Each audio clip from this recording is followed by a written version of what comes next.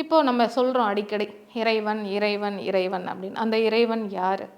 முதல்ல இந்த இறைவன் யாராக பார்த்தாங்க அப்படின்னா, இந்த பிரம்மம் அப்படின்னு ஒரு விஷயம் சொல்கிறோம் இல்லையா, இந்த பிரம்மம் தான் முதல்ல இறைவன். ஒரு உருவங்களற்ற அருவமற்ற ஒரு தோன்றல் தான் இந்த பிரம்மம், அவர் தான் இறைவன் அப்படின்னு சொன்னாங்க. இது என்ன ஆச்சுன்னா, காலப்போக்கில் சாதாரண எளிய மக்களுக்கு புரியலை.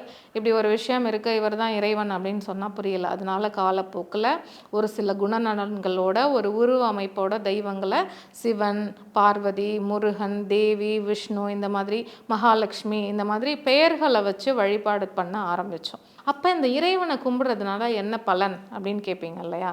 ஒரு மனதுக்கு ஒரு நிறைவான அமைதி. அது எப்படி அமைதி அப்படின்னு கேட்குறீங்கன்னா, இப்போ நீங்கள் கோவிலுக்கு போகிறீங்க. கோவிலுக்கு போகும்போது நம்ம சொன்ன மாதிரி தான், எண்ண ஓட்டத்தில் நிறையா கருத்துக்கள் ஓடும், நிறையா பிரார்த்தனை ஓடும், நிறையா மனசுக்குள்ளே நிறையா எண்ணங்கள் வந்து போகும். ஆனால் நம்ம என்ன பண்ணுறோன்னா, அந்த இறைவனை போய் பார்க்கும்போது 2 நிமிஷம் இல்லை, 2 நொடி வச்சுக்கோங்க நீங்கள், இல்லை 2 நிமிடம் கட்டாயம் வரும்.